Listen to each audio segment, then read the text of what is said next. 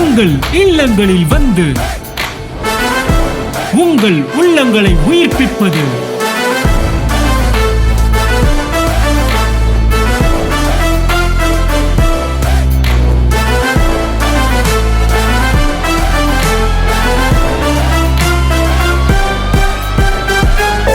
உங்கள் channel DJ. உலகம் எங்கேயுமே இல்லையா, உலகத்தை அவனுக்குள் வைத்தாராம் தேவன்.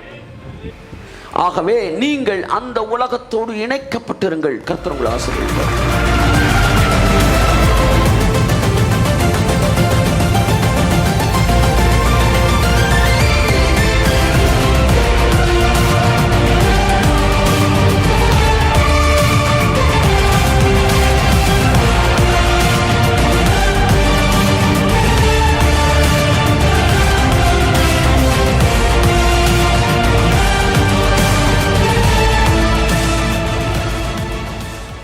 இந்த தேவனை புரிந்து கொண்ட பிறகு 100 பேர் காக்காக்கான்னு கோழி கத்துற மாதிரி கத்துறேன், என் காதில் கேட்கவே மாட்டேன்து. எனக்கு ஒரே ஒரு வசனம் தான் கேட்குது, நாம் அனுபவிப்பதற்கு 1 கோடி ரூபாயில் ஒரு வீடை கட்டிட வேண்டியான். ஆமேனே காணோம், தலையில் ஊற்றுனா தான் வரும். ஆமாம், நேற்று வந்து ஒருத்தர் லேண்டை காமிச்சார், இது 50 lakhs 50 lakhs ரெண்டு ஒரே ஆள் தான் வச்சா 1 crore வெயிட்ன்ட்டேன். கர்த்தர் வானத்தின் கதவை திறப்பார். ஹல்லேலூயா. நம்பிக்கையிலே சந்தோஷமாயிருங்கள்.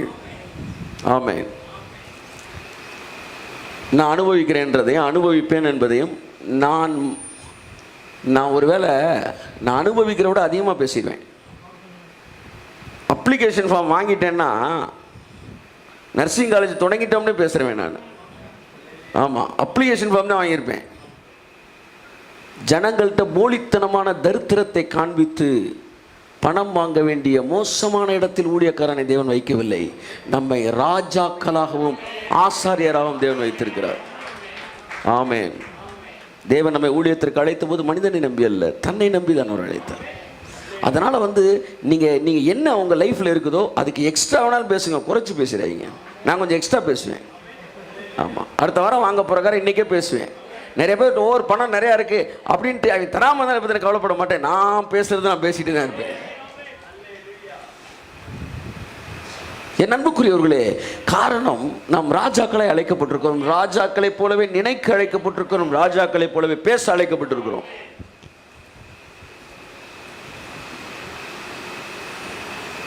Hallelujah. So faith is the medium which connects you with the invisible world, the world of light, with the kingdom of God.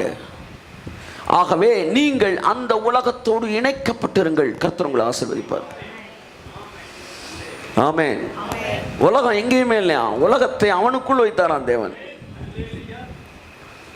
உலகம் நல்ல உலகமா கெட்ட உலகமான்றது வெளியில் இல்லையா, உள்ளதான் இருக்கான். ஆமென். வான் உயர்ந்த சோலையிலே நீ நடந்த பாதையெல்லாம் ஒருத்தன் பாடிக்கிட்டு இருந்தான். நான் இருந்து வாடுகிறேன். அடுத்தவர் என்ன? நான் வறண்டு பாடுகிறேன். கரெக்டாக சொல்லிட்டாங்க. என்ன சார், நல்லா தானே இருந்துச்சு நேற்று இந்த சோலை, வாணி இருந்த சோலை. நேற்று அந்த பொண்ணு இருந்துச்சு, நல்லா இருந்துச்சு சார். இன்னைக்கு பொண்ணு இல்லை, அதே உலகம் வந்து சோகமாக தெரியுது அப்படின்னா என்ன? ஒன்று புரிஞ்சுக்காங்க நீங்கள். ஞானம் வீதியிலிருந்து சத்தம் எடுக்கிறது. ஆமாம், மோகனுக்கு பக்கத்துலேருந்து நான் ஞானம் பேசிக்கிட்டு இருக்குது. என்ன சொல்ல வரேன்னா, ஒரே இடம் நேற்று பரலோகமாக இருந்துச்சு, இன்றைக்கி நரகமாயிருச்சுன்னா, இப்போ பரலோகம் நரகம் என்பது இடத்தில் இல்லை, நாம் எங்கே இருக்கிறோம் என்பது இல்லை, நாம் எந்த விதமான சிந்தையில் இருக்கிறோம் என்பதில் இருக்கிறது. கையை தட்டு.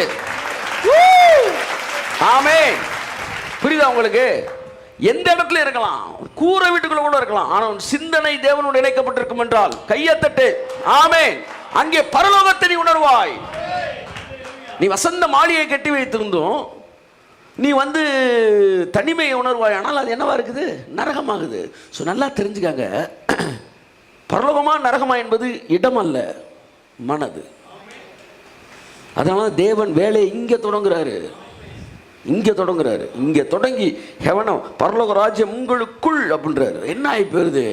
இடம் எப்படி இருந்தாலும் நீங்கள் சந்தோஷமாகவே இருக்கிறீங்க. ஆகையால் தான் சிறைச்சாலை பவுலுக்கு புத்தகங்கள் எழுதுகிற இடமாய் மாறியது. சிறைச்சாலை தேவன் பேசுகிற இடமாய் மாறியது. சிறைச்சாலை ஒர்ஷிப் கான்சர்ட் நடக்கிற இடமா மாறிச்சு. ஆமென். நிறைய எழுப்புதல் கூட்டத்தில் வெளியில் நடக்கலை, அங்கே ஜெயிலுக்குள்ள நடந்துருச்சு. ஆமென். அதனால தேவனோடு இணைக்கப்பட்ட மனது எப்பவுமே சந்தோஷமா இருக்கு. உங்களை இணைப்பது விசுவாசம். விசுவாசமானது காணப்படாதவைகளின் நிச்சயம். நிச்சயம், நிச்சயம். ஆமென், ஆமென்.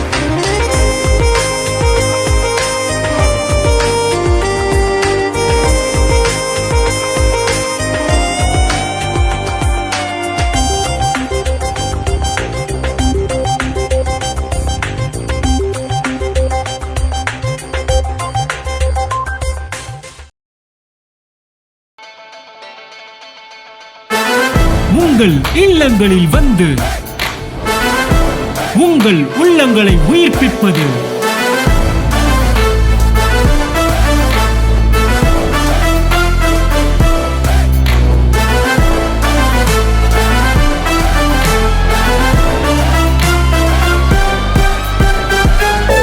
உங்கள் சேனல் டிஜே.